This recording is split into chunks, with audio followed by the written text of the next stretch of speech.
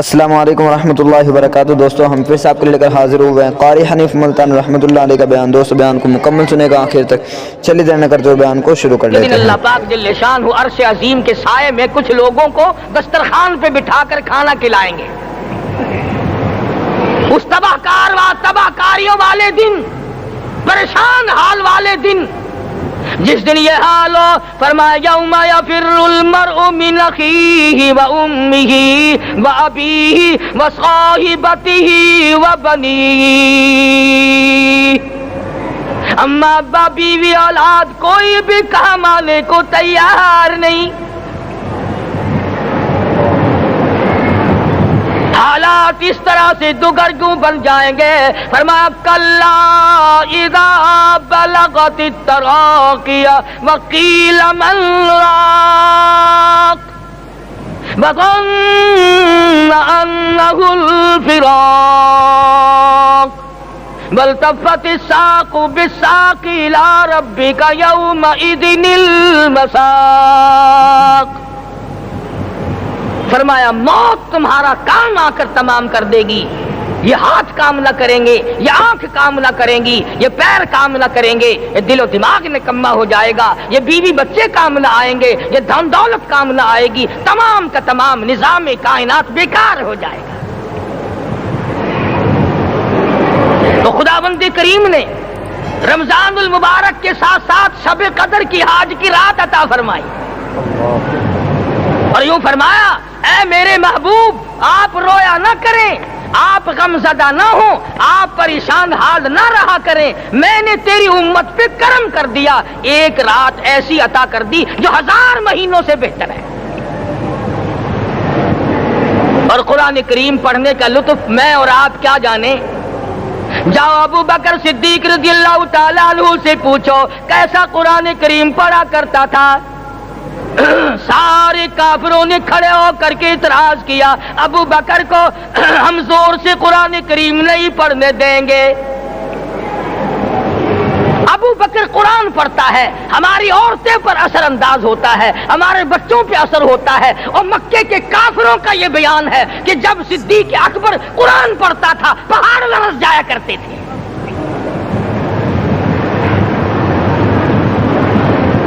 صدیق سے قرآن پڑھنا سیکھو۔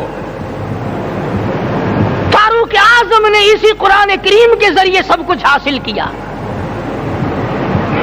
ساری رات فاروق اعظم قرآن کریم کی تلاوت کیا کرتے تھے، ایک ایک رکعت میں پورا ختم قرآن کرتے تھے۔ آج تو یہ باتیں کہانی نظر آتی ہیں۔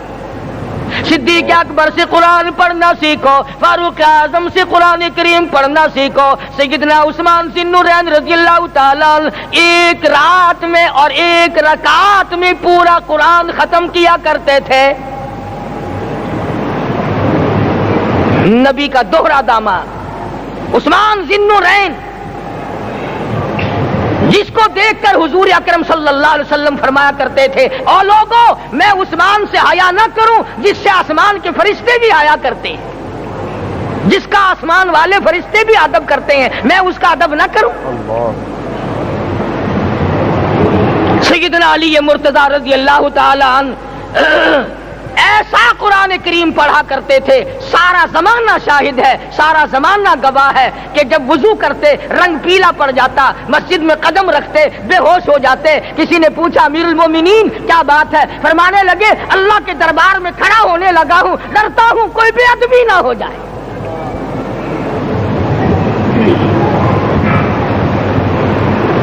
قرآن کریم ان سے پڑھنا سیکھو۔ حسین نے تلواروں کی چھاؤں میں قرآن پڑھا، نیزے کی نوک پہ قرآن پڑھا۔ سعید بن مسیب نے تلواروں کی چھاؤں میں قرآن پڑھا۔ حضرت امام احمد بن حنبل نے کوڑوں کی گونج میں قرآن پڑھا۔ ابو حنیفہ رحمت اللہ علیہ نے جیل سے جنازہ نکلنے سے پہلے قرآن پڑھا۔ علامہ ابن تیمیہ نے جیل کے مینارے میں قرآن پڑھا اور کوڑے کھائے۔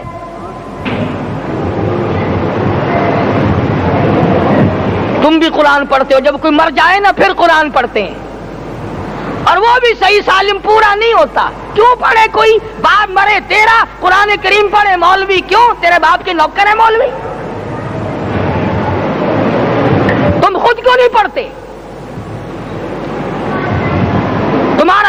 تو یہ حال ہے کہ جن کپڑوں میں باپ نے دم توڑا، جن کپڑوں میں ماں نے دم توڑا، جن کپڑوں میں گھر والی نے دم توڑا، جن کپڑوں میں بھائی نے دم توڑا، وہ سارے کپڑے الگ رکھتے ہو۔ ارے ظالمو، تمہیں اپنے ماں باپ کے کپڑوں سے نفرت ہے۔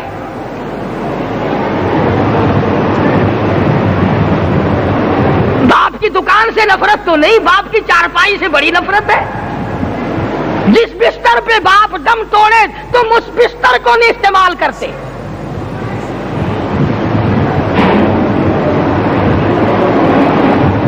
رسموں میں ڈوبے پڑے ہیں لوگ، رسمیں بنا رکھی ہیں، یوں کرنا چاہیے اور اس طرح سے کرنا چاہیے، لہد کے پانی سے بچو، مردے کے کپڑے سے بچو، مردے کی چارپائی سے دور رہو، فلاں چیز سے دور رہو۔ تم نے کبھی یہ بھی سوچا کہ اگر تمہارے بس کی بات ہو تم موت سے بھی دور رہ کے دکھاؤ نا؟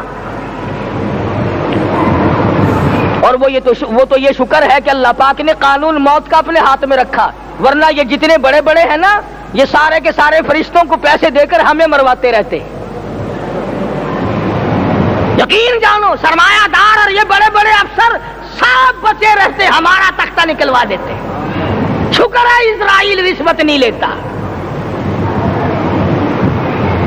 اگر وہاں نوٹوں کے تھبے چلتے تو یقین جانو چپکے سے کان میں کہہ دیا کرتے اسرائیل کے برابر والے کا کام کر دے، میرا نہیں، برابر والے کا رگڑا نکال دے۔ اللہ نے نظام اپنے ہاتھ میں رکھا، پھر بھی لوگ نہیں ڈرتے۔ فرمایا تبارک الذی بیدہ الملک، تمام برکتیں اس ذات کے ہاتھ میں ہے جس کا ملک میں راج ہے۔ وَهُوَ عَلَىٰ كُلِّ شَيْءٍ قَدِيرٌ، ہر چیز پہ وہ قادر ہے۔ سمندر کا قطرہ قطرہ اس کے قبضے قدرت میں، درختوں کا ایک ایک پتا اس کے قبضے قدرت میں، زمین کا ایک ایک ذرہ رب العالمین کے قبضے قدرت میں ہے، پہاڑوں اور پتھروں کی ایک ایک کنکری اللہ کے اپنے قبضے میں ہے، موت اور زندگی کا نظام بھی اس نے اپنے قبضے میں رکھا ہے۔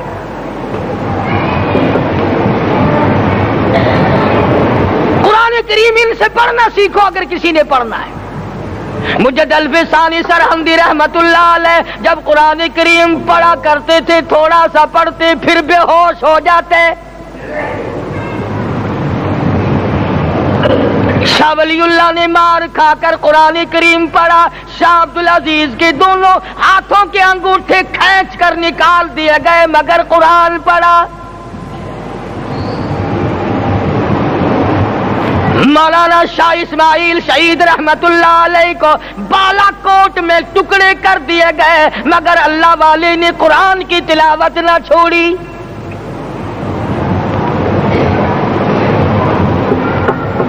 ان حضرات نے قرآن پڑھا ہے۔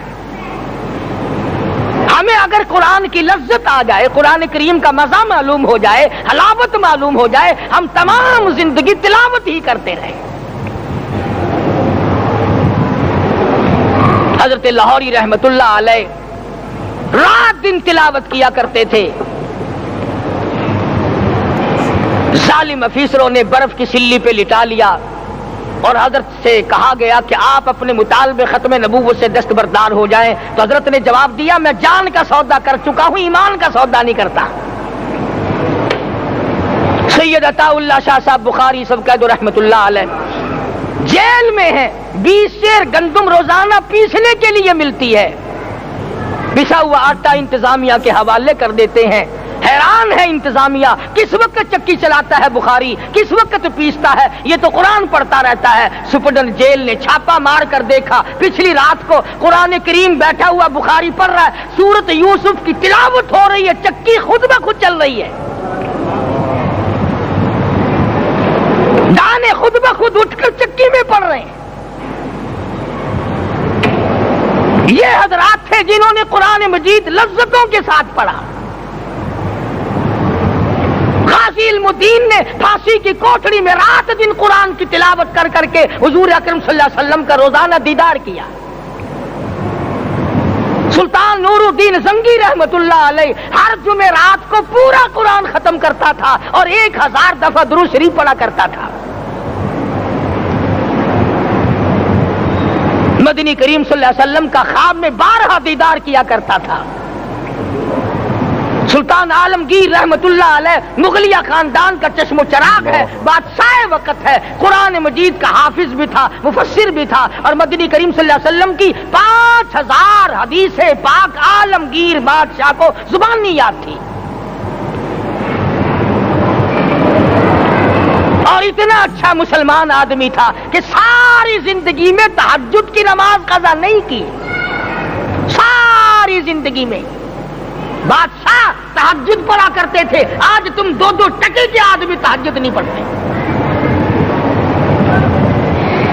یہی وجہ ہے کہ ہم آج کافروں کے سامنے مرغوب ہیں، مغلوب ہیں، ان سے دبے ہوئے ہیں۔ کبھی اسرائیل فلسطینیوں کو مارتا ہے، کبھی لبنان کو مارتا ہے، کبھی شام پہ چڑھائی کرتا ہے۔ یہی وجہ، ہم نے قرآن چھوڑا، اللہ پاک نے اپنی رحمت کی چادر ہمارے سر سے اتار لی۔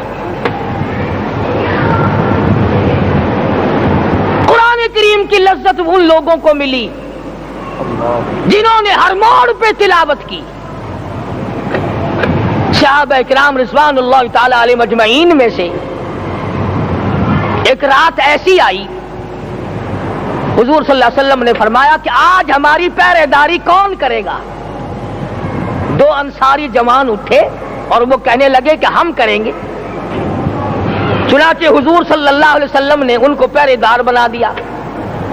کمال کی زندگی صحابہ کرام کی، کوئی کسی کی کوٹھی کی چوکیداری کرے گا، کوئی کسی کے بنگلے کی چوکیداری کرے گا، کوئی غلہ منڈی کی چوکیداری کرے گا، کوئی سبزی منڈی میں چوکیداری کرے گا، کوئی کپڑا مارکیٹ میں چوکیداری کرے گا، کوئی لوہا مارکیٹ میں چوکیداری کرے گا۔ یہ انصاری جوان کتنے خوش نصیب ہے جو کالی کملی والے کے لشکر کی چوکیداری کر رہے ہیں۔ دونوں نوجوانوں نے آپس میں مشورہ کیا کہ بھئی جاگنا تو ویسے بھی ذمہ لگ گیا، تو سو جا، میں جاگتا ہوں۔ چنانچہ جاگنے والے نے سوچا کہ خالی جاگ کر کیا کروں گا، قرآن کریم کی تلاوت کروں اور نماز کی نیت باندھ کر تلاوت کروں تاکہ پروردگار عالم راضی ہو جائے۔ فرمایا فاذکرونی اذکرکم واشکروا لی ولا تکفرون، تم مجھے یاد کرو میں تمہیں یاد کروں گا، اگر تم مجمع میں مجھے یاد کرو گے میں فرشتوں کے مجمع میں تمہیں یاد کروں گا، اور اگر تم مجھے تنہائی میں بیٹھ کے یاد کرو گے تو اللہ پاک جل شانہ فرماتے ہیں میں تمہیں عرش عظیم پہ یاد کروں گا۔ جس نوجوان نے اپنے ذمہ جاگنا لیا، قرآن کریم کی تلاوت شروع کر دی، نماز کی نیت باندھ کر سورت کہف پڑھنے لگا، دشمن کی طرف سے تیر لگا کمر میں، پتہ ہی نہ چلا کیسی نماز پڑھتا ہوگا کہ اس کو پتہ ہی نہ چلا۔ دوسرا تیر لگا، تیسرا تیر لگا، خون بہ کر سونے والے ساتھی کے نیچے پہنچا۔ اس نے اٹھ کر شور مچایا، نماز ختم کر، دشمن آ گیا۔ چنانچہ جب نماز ختم کی تو کمر پہ ہاتھ لگا کر کہنے لگا کہ میری کمر میں تو تیر چبھے ہوئے ہیں۔ انہوں نے کہا تجھے پتا نہیں؟ کہنے لگا نہیں مجھے کوئی پتا نہیں۔ اب وہ صحابی کھینچ کر نکالنے لگا، وہ جس کو لگے ہوئے تھے وہ کہنے لگا کہ اب تو دکھ ہوتا ہے، میں دوبارہ نیت باندھتا ہوں، قرآن پڑھنے لگوں گا، پھر نکالنا مجھے پتہ نہ چلے گا۔ اور مسلمانوں خدا کی قسم، نبی کے دیوانوں نے، نبی کے پروانوں نے ایسا قرآن پڑھا تیر چبھتے گئے، پتہ ہی نہ چلا۔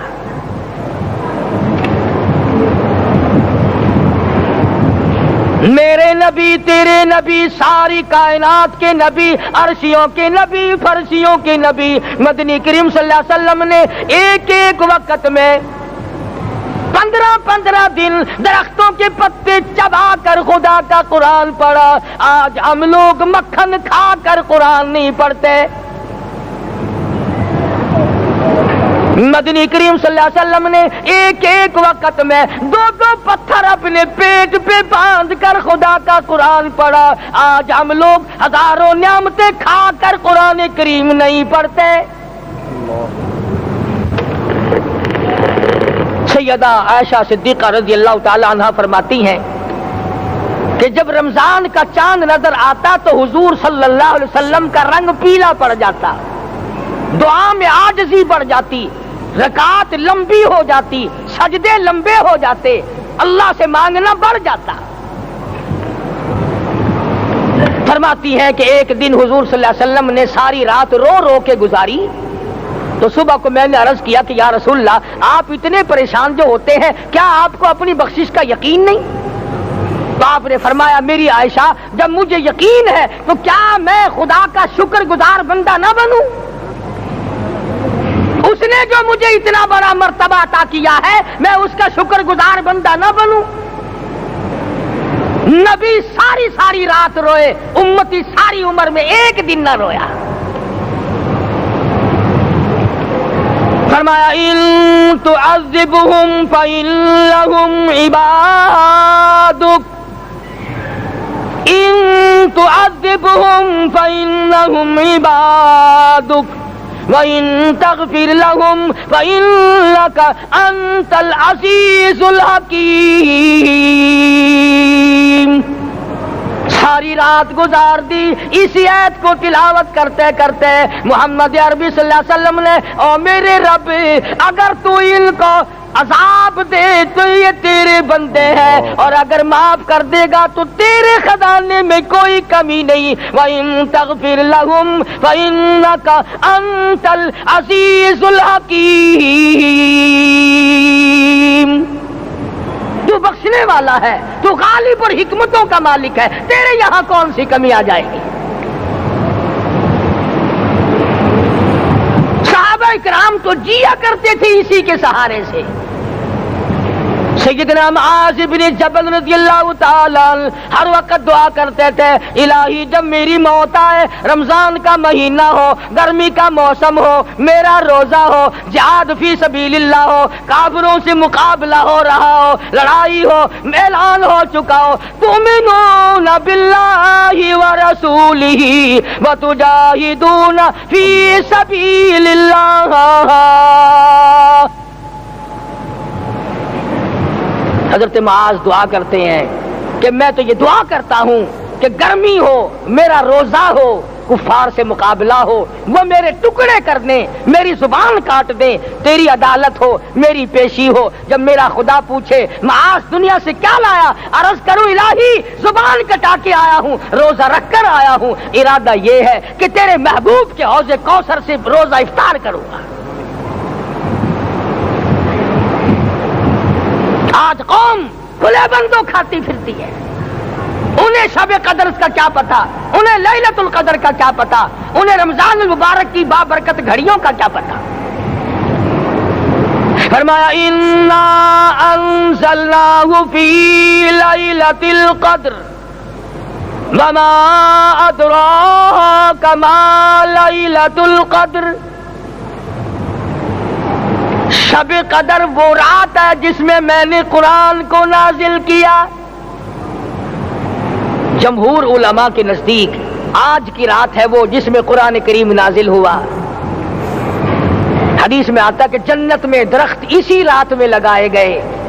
حضور صلی اللہ علیہ وسلم نے فرمایا کہ جنت کو اسی رات میں سجایا جاتا ہے، جنت کے دروازوں کو کھول دیا جاتا ہے، ایک ہوا چلتی ہے، حلقے بجتے ہیں، پوچھا جاتا ہے یہ کیا بات ہے، جواب ملتا ہے کالی کملی والے کے امتیوں کے لیے جنت کو کھول دیا گیا۔ آج جو لوگ مانگ رہے ہیں، جو لوگ اللہ کے ذکر میں بیٹھے ہیں، یہ پاگل نہیں، یہ دیوانے نہیں۔ ارشاد مدنی کریم صلی اللہ علیہ وسلم کا اسی رات کے بارے میں فرمایا، اللہ پاک جبریل امین کو حکم دیتے ہیں جھنڈا لے کر دنیا میں چلے جاؤ، لاکھوں کروڑوں فرشتوں کو ساتھ لے جاؤ، ہر گھر میں جاؤ، ہر دعا کرنے والے کی دعا پہ آمین کہو، جہاں جا میرے نیک بندے موجود ہیں، اور جبریل ان سے مصافحہ کر۔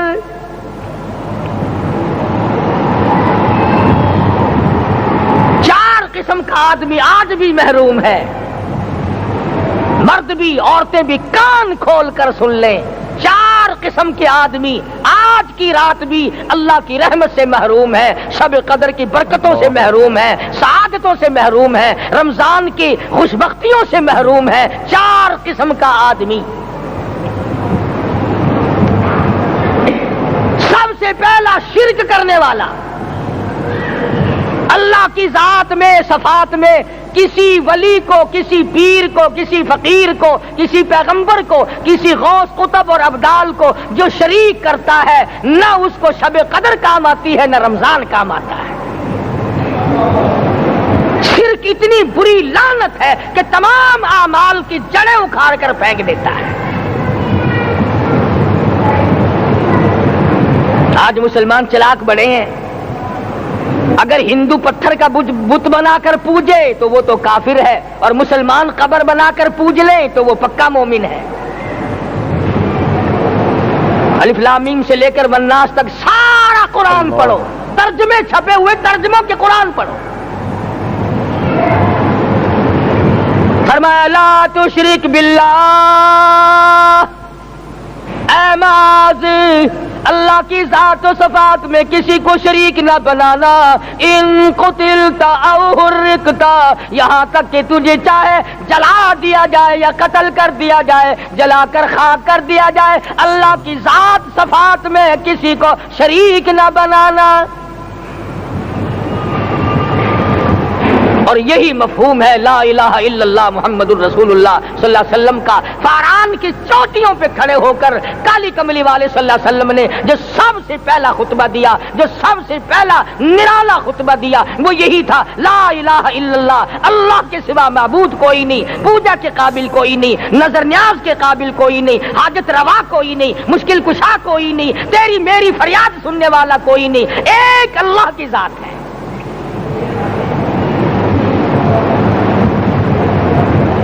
آج تو لوگ درختوں کی پوجا الگ کرتے ہیں، پانی کی پوجا الگ کرتے ہیں، قبروں کی پوجا الگ کرتے ہیں، اور پھر مومن کے مومن ہیں۔ تو چار قسم کے آدمی اس رات میں بھی اللہ کی رحمت سے محروم ہے۔ سب سے پہلا شرک کرنے والا،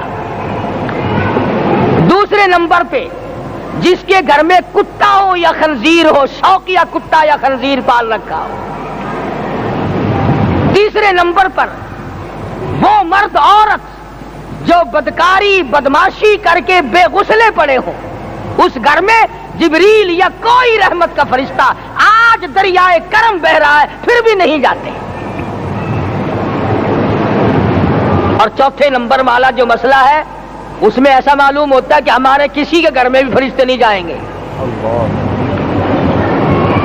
اب پہلے 3 نمبروں میں تو آپ خوش ہو گئے ہوں گے کہ الحمدللہ کافی سارے لوگ ہیں جو شرک نہیں کرتے یا کتا خنزیر نہیں پالتے، الحمدللہ نیک لوگ ہیں، اچھی نسل ہے، شرافت والے ہیں، بدکاری بدماشی زنا بھی نہیں کرتے۔ مگر چوتھا جرم ایسا ہے کہ وہ عام لوگ کرتے ہیں اور عام گھر محروم رہ جاتے ہیں، اور وہ ہے شوقیہ تصویر گھر میں رکھنا۔ ایک لڑکا اٹھتا ہے گھر میں، کبھی کسی کی تصویر لگا لیتا ہے، کبھی کسی کی تصویر لگا لیتا ہے۔ ایک لڑکے نے جو حرکت کی سارا گھر محروم ہو گیا اللہ کی رحمت سے۔ شب قدر والی رات میں، لیلۃ القدر کی رات میں، نجات والی رات میں، کامیابی والی رات میں، رستگاری والی رات میں، اللہ کی رحمت والی رات میں، بخشش والی رات میں، آج کی رات میں اللہ پاک کروڑوں آدمیوں کو دوزخ سے نکال کر جنت کا داخلہ عطا فرمائیں گے۔ یہ 4 قسم کے آدمی پھر بھی محروم ہیں۔ اپنے آپ کو بچانے کی کوشش کرو، عام رحمت برسے پھر بھی اگر محروم رہ جائے کتنی بری بات ہے۔ امام فخر الدین رازی رحمت اللہ علیہ نے لکھا ہے کہ شب قدر کی عبادت اگر ایک رات کسی کو مل جائے تو 83 سال 4 مہینے مستقل عبادت میں گزارنے کا ثواب ملتا ہے۔ اسی کو فرمایا انا انزلناہ فی لیلۃ القدر وما ادراک ما لیلۃ القدر۔ یہ وہ برکت والی رات ہے، یہ وہ رحمت والی رات ہے، اور لوگوں مانگنے والی رات ہے، جھولی پھیلانے والی رات ہے، بگڑی بنوانے والی رات ہے، اجڑوں کو بسانے والی رات ہے، بچھڑوں کو ملانے والی رات ہے، اللہ کا دروازہ کھٹکھٹانے والی رات ہے، اللہ کے آسمان کی طرف سے آوازیں آتی ہیں، مانگو کیا مانگتے ہو، وہ رات ہے۔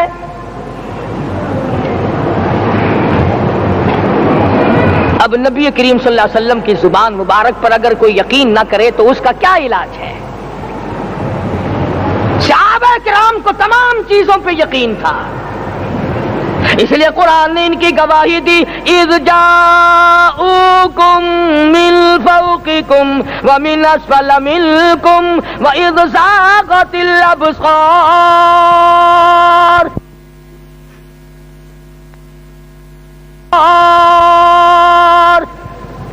وبلغت القلوب الحناجر۔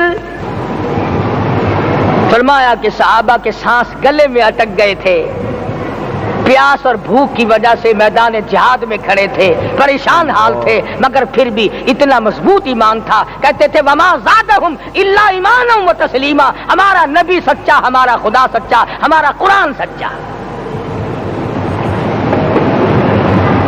بے شمار واقعات قرآن کریم پیش کرتا ہے صحابہ کرام کے کہ انہوں نے اپنی زندگی میں کبھی بھی اس قسم کا کام نہیں کیا جو جس سے اسلام بدنام ہوتا ہو۔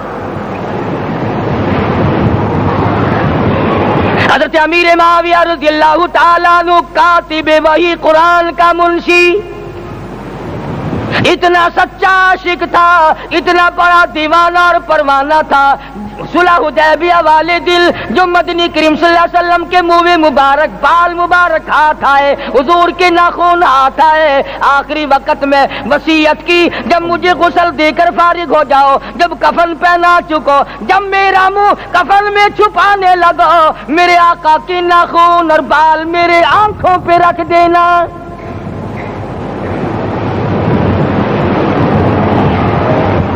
اس قدر جذبہ تھا ان حضرات میں، اور نماز کبھی کسی صحابی نے قضا نہیں کی۔ آج کا مسلمان تو کسی معاملے میں بھی نہیں لڑتا، حضور صلی اللہ علیہ وسلم نے مقروض میت کی نماز جنازہ کبھی نہیں پڑھائی۔ آج جس نے کسی کا قرضہ دینا ہو وہ پرواہ ہی نہیں کرتا، نہ موت سے ڈرتا ہے، نہ قبر سے ڈرتا ہے، نہ حشر سے ڈرتا ہے، نہ اللہ کے عذاب سے ڈرتا ہے۔ جب بھی کوئی مر جاتا حضور اکرم صلی اللہ علیہ وسلم تشریف لاتے، پہلے پوچھتے اس کے ذمے کسی کا قرضہ تو نہیں، یا کوئی ضامن بنتا، اور یا خود حضور صلی اللہ علیہ وسلم فرماتے کہ میں قرضہ ادا کروں گا، پھر آپ جنازے کی نماز پڑھایا کرتے تھے۔ اتنے بڑے جذبے کے مالک تھے صحابہ کرام کہ انہوں نے کسی موڑ پہ بھی حضور صلی اللہ علیہ وسلم کو یوں خالی نہ چھوڑا، تنہا نہ چھوڑا، آپ کے ساتھ نہ چھوڑا، قرآن کریم کے حکموں کی کبھی بھی خلاف ورزی نہ کی۔ یہی وجہ تھی کہ اللہ پاک نے ان کو پوری دنیا کا مالک بنایا، کابل سے لے کر طرابلس تک کا علاقہ صحابہ کرام نے تمہیں فتح کر کے دیا۔ اور ظالم مسلمانوں، آج صحابہ نے جو علاقے تمہیں فتح کر کے دیے تھے، آج وہاں کفر دندنا رہا ہے۔ تم نے کفر کے جھنڈے لہرائے، تم نے کفر کے حوالے کیا مسلمانوں، اور پھر تان صحابہ پہ کرتے ہو۔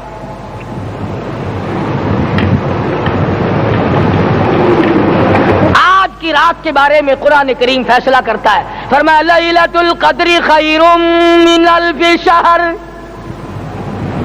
1000 مہینوں سے بہتر ایک رات عطا ہو گئی۔ اللہ کے لاڈلے نبی حضرت محمد الرسول اللہ سب کہہ دو صلی اللہ علیہ وسلم کو رنج ہوا، میری امت کی عمریں کم ہیں، پہلی امتوں کے لوگ بازی لے جائیں گے، ان کی نیکیاں بڑھ جائیں گی۔ اللہ پاک نے فرمایا میرے محبوب غمزدہ نہ ہو، پریشان نہ ہو، میں نے تیری امت کو ایک رات ایسی دے دی جو 1000 مہینوں سے بہتر ہے۔ مگر آج کی رات میں کون سے سینما بند ہو گئے، آج کی رات میں لوگوں نے کون سا جوا کھیلنا چھوڑ دیا، آج کی رات میں کون سے لوگوں نے روزے رکھ کر عبادت میں نیت باندھ لی۔ الحمدللہ نیکی کرنے والوں کی بھی کمی نہیں، مگر بغاوت کرنے والوں کی بھی تختے زمین پہ کمی نہیں۔ خدا کہتا مانگو کیا مانگتے ہو، ہم کہتے ہیں نہیں ہمیں ضرورت ہی نہیں۔ فرمایا تنزل الملائکۃ والروح فیہا بإذن ربہم من کل امر سلام۔ جبریل آسمان سے آئے، کروڑوں لاکھوں فرشتے آئے، عرش عظیم کو چھوڑ کر فرشتے تیری عبادت کو دیکھنے آئے، بیت المعمور کی عبادت کو چھوڑ کر فرشتے تیری دعا پہ آمین کہنے آئے، تو سویا ہوا ہے۔ ایک ہی فکر ہے کہ مجھے عید کے لیے جوتے لانے ہیں، کپڑے سلوانے ہیں، فلاں چیز کرنی، اور یہ فکر نہیں کہ ایسا نہ ہو اگر رمضان میں میری نجات نہ ہوئی تو میں مارا جاؤں گا۔ اس کی ذات بڑی بے نیاز ہے، وہ جب کسی کو نوازتا ہے تو یوں ہی نوازتا ہے۔ اللہ اکبر۔ ساری ساری رات رونے والے لوگ، فرمایا والذین یبیتون لربہم سجدا وقیاما، وہ لوگ کامیاب ہیں جن کی راتیں سجدوں میں بیت گئی۔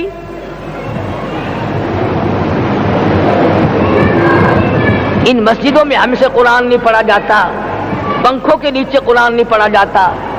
مولانا حسین احمد مدنی اور حضرت شیخ الہند رحمت اللہ علیہ نے قاہرہ کے جیل خانے میں 18 سیر مکئی پیستے پیستے خدا کا قرآن پڑھا، چکی چلاتے چلاتے قرآن یاد کیا اور قرآن پڑھا۔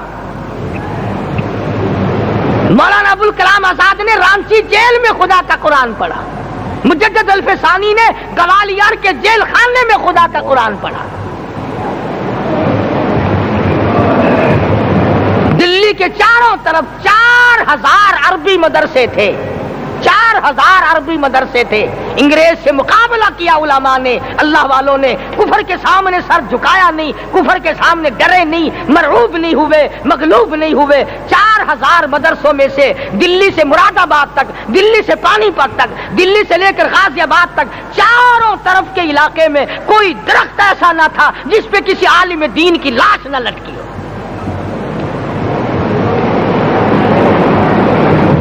اسلام کی حفاظت بابو نے نہیں کی، اسلام کی حفاظت انگریزی خانوں نے نہیں کی، بوریا نشینوں نے کی ہے، مسجد میں بیٹھنے والوں نے کی ہے، لوٹے سے وضو کرنے والوں نے کی ہے، سوکھے ٹکڑے کھانے والوں نے قرآن کی حفاظت کی ہے، انگریزی خانوں نے نہیں کی ہے۔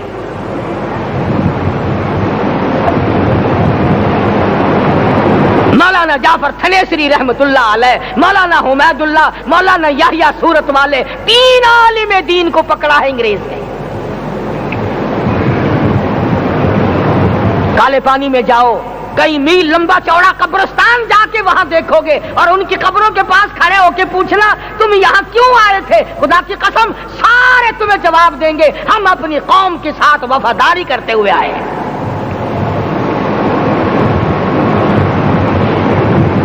پیروں میں بیڑیاں ہیں، چابک مارے جا رہے ہیں علماء دین کو۔ امبالے کی جیل میں روزانہ پٹائی ہوتی، روزانہ مارا جاتا ہے۔ لاہور تک گھسیٹ کر لایا گیا، 20 سیر لوہا علماء کے، اللہ والوں کے پیروں میں ڈال رکھا ہے۔ تم نے تو صرف یہی سوچا ہے نا کہ کوئی مر جائے گا تو چھولوں پہ بیٹھ کے قرآن پڑھیں گے، نہیں نہیں، اللہ والوں نے پیروں میں بیڑیاں پہن کر قرآن پڑھا، ہاتھوں میں ہتکڑیاں پہن کر قرآن پڑھا، چابک اور کوڑوں کے سائے میں قرآن پڑھا، تلوار کی نوک پہ قرآن پڑھا۔ مولانا جعفر تھنیسری رحمت اللہ علیہ فرماتے ہیں کہ ہم تینوں کو پھانسی کا حکم دے دیا انگریز نے، تو جو پروانہ لے کر آیا ہم بڑے خوش ہوئے، اچھلنے لگے، کودنے لگے کہ لو بھائی اللہ پاک نے شہادت کا انتظام کر دیا۔ فرمایا وَلَا تَقُولُوا لِمَن يُقْتَلُ فِي سَبِيلِ اللَّهِ أَمْوَاتٌ بَلْ أَحْيَاءٌ وَلَٰكِن لَّا تَشْعُرُونَ۔ جو میری راہ میں مارا گیا جو میرے نام پہ مارا گیا اسے تم مردہ نہ کہو، اس کی زندگی کی تم تمیز کر ہی نہیں سکتے۔ میرے نام پہ مرنے والا، میرے قرآن پہ مرنے والا، میرے دین پہ مرنے والا اور میرے نام پہ سر کٹانے والا، حدیث میں آتا ہے قیامت کا میدان ہوگا، شہیدوں کی جماعتیں آئیں گی، اللہ پاک شہداء کو فرمائیں گے جاؤ ہم نے تمہیں جنت دے دی، شہید کھڑے ہیں، آواز آئے گی جاؤ ہم نے تمہیں حوریں دے دی، شہید کھڑے ہیں، آواز آئے گی جاؤ ہم نے تمہیں سرخ یاقوت کے مکان دے دیے، شہید کھڑے ہیں، جاؤ ہم نے تمہیں سبز یاقوت کے مکان دے دیے، شہید کھڑے ہیں، جاؤ ہم نے تمہیں سونے چاندی کی اینٹوں والے مکان دے دیے، شہداء کھڑے ہیں، جاؤ ہم نے تمہیں مشک و عنبر زعفران کے گارے کے بنے ہوئے مکان دے دیے، شہید کھڑے ہیں۔ اللہ پوچھے گا مانگو کیا مانگتے ہو؟ عرض کیے گے الہی جنت نہیں چاہیے، حور نہیں چاہیے، جنت اور شہد اور دودھ کی نہریں نہیں چاہیے، تیرے نام پہ سر کٹانے میں جو مزہ آیا وہ جنت میں کہا، ایک مرتبہ اور پیدا کر دے پھر تیرے نام پر تیرا نام لوں، چھری چلے تیرے نام پہ بار بار ذبح ہونے میں جو مزہ آیا، ہم تو صرف وہی مانگتے ہیں۔ اور خود سرکار مدینہ سب کہہ دو صلی اللہ علیہ وسلم نے فرمایا کہ مجھے اللہ کی راہ میں 100 مرتبہ ذبح کیا جائے، 100 مرتبہ زندہ کیا جائے، میں پھر بھی لا الہ الا اللہ محمد الرسول اللہ کی توحید کی تبلیغ سے میں پیچھے نہیں ہٹوں گا۔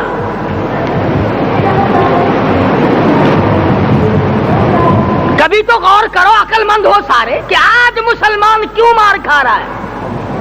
افغانستان میں مسلمان پٹ رہا ہے، ہندوستان میں مسلمان مار کھا رہا ہے، فلسطین میں مسلمان مار کھا رہا ہے، لبنان میں مسلمان کی پٹائی ہو رہی ہے، سری لنکا میں مسلمان کو ذبح کیا، آخر ہو کیا گیا؟ ہم نے ایسا کیا گناہ کر دیا کہ چاروں طرف کفر چڑھ گیا اور ہم مر گئے؟ تم نے قرآن چھوڑا، اللہ نے اپنی رحمت کی چادر اتار دی، اللہ نے ساتھ چھوڑ دیا، اللہ نے نصرت کرنی چھوڑ دی، ورنہ قرآن میں خدا کا وعدہ ہے مسلمان تو کھڑا ہو جا، مجاہد بن کر میدان میں تو آ، مقابلہ میں کروں گا، خدا کی قسم یہ قرآن گواہ ہے، آل عمران گواہ ہے، 4واں سپارہ قرآن کا گواہ ہے کہ صحابہ کہتے ہیں ہم نے چھڑی، درخت کی چھڑی کامچی توڑ کر کافر کی طرف یوں اشارہ کیا، گردن وہ جا کے پڑی۔ میدان بدر میں مرنے والے کافروں کا بیان ہے کہ ہمیں انہوں نے نہیں مارا، ہمیں تو کسی اور نے مارا ہے۔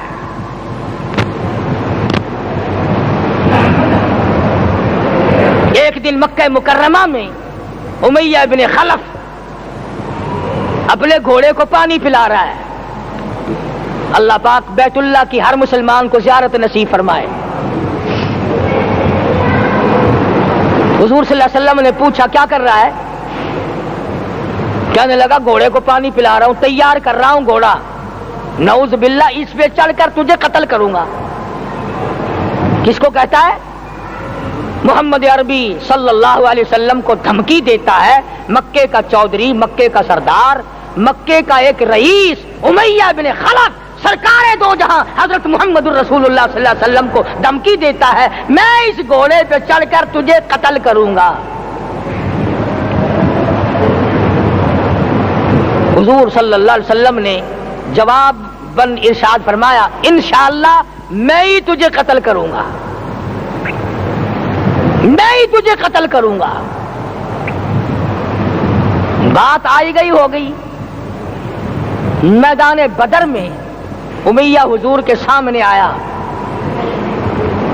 ایک جال کے درخت کی پتلی سی چھڑی تھی، حضور صلی اللہ علیہ وسلم نے اس کے کندھے پہ مار دی، امیہ بن خلف کے کندھے پہ جال کی چھڑی مار دی پتلی سی۔ یوں لکھا کتابوں میں گدھے کی طرح رینگتا تھا، چیختا تھا، چلاتا تھا، ہائے مر گیا، ہائے مر گیا، تباہ ہو گیا، برباد ہو گیا۔ کافر کہنے لگے بے غیرتی، لوگوں کے گلے کٹے پڑے ہیں وہ تو شور نہیں کرتے، تجھے ذرا سی چھڑی لگی ہے تو شور کر رہا ہے۔ سب کی توجہ ہے میری طرف، آپ سب کا دھیان ہے، بات سمجھ میں آ رہی ہے؟ امیہ کو کافروں نے غیرت دلائی، وہ کہنے لگے شرم کر، شور مچا رہا، گدھے کی طرح رینگ رہا ہے۔ बाजू कटे पड़े हैं, गले कटे पड़े हैं, वो तो इस तरह का शोर करते नहीं, तुझे क्या हुआ? खुदा की कसम, था तो काफिर, था तो जालिम, था तो मक्के का चौधरी, मगर बात बड़ी पते की कही, बात बड़ी पते की कही। कहने लगा मुझे खैरत दिलाने वाला, किसी को बिलाल ने मारा, किसी को फारूक ने मारा, किसी को सिद्दीक ने मारा, किसी को तलहा जुबैर ने मारा, किसी को अब्दुर्रहमान इब्न औफ ने मारा, किसी को अली मुर्तदा ने मारा, तुम्हें क्या मालूम है मुझे। नाज़रीन इकराम, अगर आपको ये बयान पसंद आया है तो बयान को लाइक करना। हमारे चैनल पर अगर आप नए हैं तो हमारे चैनल हाफिज साहिब रिएक्शन को सब्सक्राइब कर वीडियो को ज़्यादा से ज़्यादा शेयर कर देना। मिलते हैं अगले वीडियो में, तब तक के लिए खुदा हाफिज। अस्सलामु अलैकुम व रहमतुल्लाहि व बरकातुहू। दुआओं में याद रखना अपने भाई को।